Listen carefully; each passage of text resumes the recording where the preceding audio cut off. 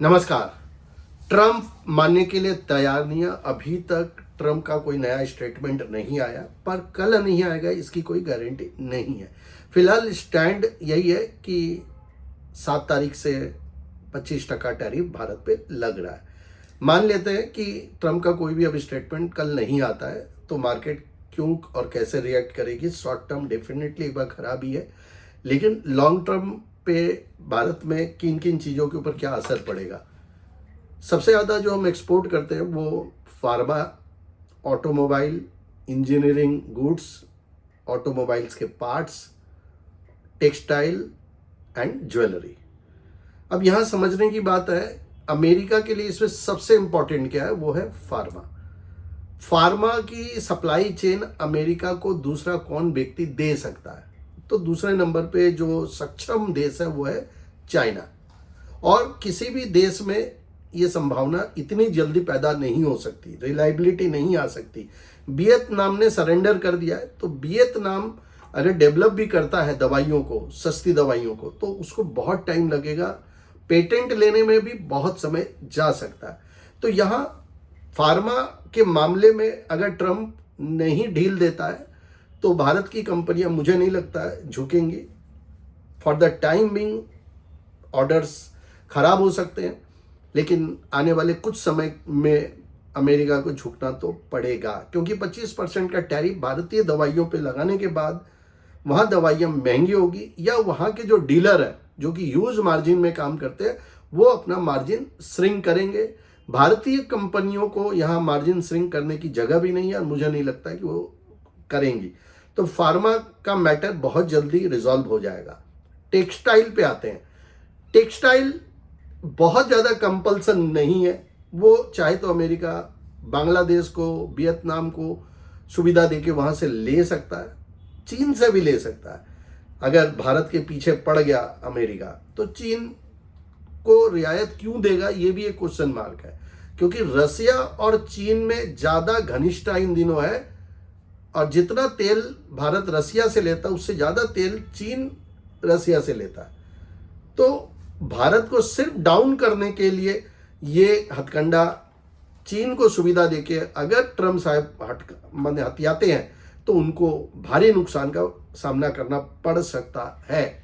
Now auto sector है, इस पे गाज गिर सकती है, डेफिनेट गिर सकती है, क्योंकि ऑटो कोई कंपल्सन नहीं है। अमेरिका के पास बहुत सारी गाड़ियां हैं। अब भारत की गाड़ी अगर 25% महंगी होती है तो वहाँ घरेलू जो उद्योग है या और जिस देश से वो माल खरीदता है, तो भारत की सस्ती गाड़ी बिकती है ना, तो 25% बहुत महंगी हो जाएगी। तो ऑटो सेक्टर तो पूरी तरह ट्रम्प टैरिफ के ऊपर रिएक्ट कर सकता है, और जो ऑटो सेक्टर ज़्यादा अमेरिका के भरोसे है और जो भी ऑटो सेक्टर अमेरिका के भरोसे नहीं है उनको ज़्यादा कोई इफेक्ट आने वाला नहीं है। रही बात ज्वेलरी की, तो ज्वेलरी का बहुत बड़ा कोई रोल है नहीं, वो लग्जरी आइटम है। अमेरिका 25% महंगी भी अगर लेनी पड़े तो वहाँ बिकेगा। अब अमेरिका के साथ क्या हो सकता है, वहाँ इन्फ्लेशन बढ़ सकता है। जिस प्रकार से वो टैरिफ लगा रहे हैं, वो चाहते हैं कि दूसरे देश जो इंपोर्ट करते हैं वो भी समान रूप से टैरिफ लगाए। तो ये अमेरिका के लिए कह देना बहुत आसान है, बट छोटे देश जिनकी इकोनॉमी ग्रोइंग इकोनॉमी है वो ऐसा नहीं कर पाएंगे। अगर भारत, बांग्लादेश, वियतनाम जैसे छोटे छोटे देश है, वियतनाम में तो सरेंडर कर ही दिया, तो हम अगर सेम टैरिफ पे काम करते हैं, भारत की अगर मैं बात करूं, तो हमारे घरेलू उद्योग डिफिकल्ट हो सकते हैं। और अमेरिका की चीज़ें ऐसी भी महंगी है, तो महंगी चीज़ें वियतनाम को तो पता है, हमारे यहाँ तो ऐसे भी उतना इंपोर्ट नहीं होने वाला, तो वो तो सरेंडर कर चुका। अब हमारे साथ दिक्कत ये है कि अमेरिका हमें जो कृषि और जितने डेयरी प्रोडक्ट है वो बेचना चाहता है बड़ी क्वांटिटी में। तो भारत का मानना है कि कृषि अगर हम लेंगे तो हमारा जो किसान समाज है वो परेशान हो जाएगा। ऐसे भी किसानों को लॉस होता है और लॉस होगा।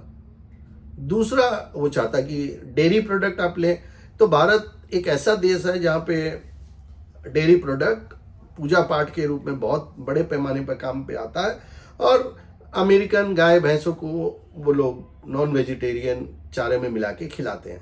तो भारत इस मामले में कतई कोई डील नहीं करेगा। हम भारतीयों को एकजुट होना पड़ेगा, और अमेरिका अगर नहीं झुकता है तो चाहे तो अमेरिका ट्रेड बंद कर दे, हम और ट्रेड टैरिफ बढ़ाएंगे अमेरिका के ऊपर, या हम कुछ भी नहीं करेंगे। भारत का स्टैंड शांत रहने वाला है, बट ये तो भारत की जीडीपी को कुछ भी असर नहीं करने वाला, क्योंकि 2% जीडीपी भारत की अमेरिका के व्यापार से आती है, उसमें 1% टेक्नोलॉजी से आती होगी, तो टेक्नोलॉजी पे कोई टैरिफ है नहीं और वो लगा भी नहीं सकता। तो इफेक्ट 1% का आएगा, तो पूरी तरह 1% का इफेक्ट इसलिए नहीं आएगा क्योंकि हम इंपोर्ट भी करते हैं, तो आधा % जीडीपी का इम्पैक्ट बच गया।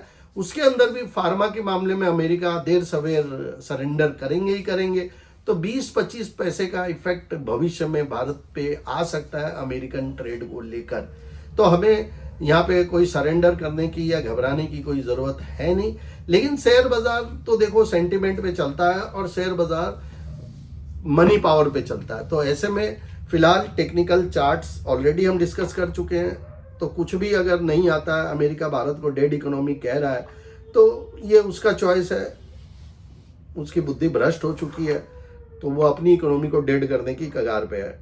टेक्निकली हम जो सपोर्ट देख पाते हैं वो मैक्सिमम लोअर साइड, जो पहला सपोर्ट है 370 के ऊपर है, 470, 300, 370, एंड अगर मार्केट ज़्यादा कहीं कोई गिरावट ले लेती है, मतलब तो आप समझो ना, हम 24,000 के आसपास एक अहम सपोर्ट मार्केट की तरफ देखेंगे। मुझे ऐसा लगता है कि एक बाजार मंडे को हो सकता है करेक्शन दिखावे, पर संभावना है कि क्लोजिंग तक हम बेहतर बंद करें, निफ्टी हो या बैंक निफ्टी हो। आने वाले दिल्ली के सेमिनार में अगर ज्वाइन करना चाहते हो तो 23 और 24 अगस्त का है। कलकत्ते ज्वाइन करना है तो 30-31 अगस्त, 4 और 5 अक्टूबर Mumbai. Sensex jackpot strategy, option stocks की बाइंग कैसे करके अपने ट्रेड को बेहतर बनाए, इसके अलावा टोटल स्टॉक मार्केट के कोर्स के साथ एनिमल थ्योरी जो कि एस्ट्रोलॉजी की स्पेशल थ्योरी है। 9681300300 पे कॉल या व्हाट्सएप कर सकते हो। 9681200200 पे हमें व्हाट्सएप करें। जिनको एस्ट्रोलॉजी दिखानी है, कहाँ पे, दिल्ली में, मुझसे डायरेक्ट मिलने का मौका मिलेगा, 30 मिनट का टाइम आपको मिलेगा, वो भी संपर्क करें, क्योंकि एस्ट्रोलॉजी के लिए मात्र 4 या 5 स्लॉट ही बच गए। नमस्कार, जय भारत।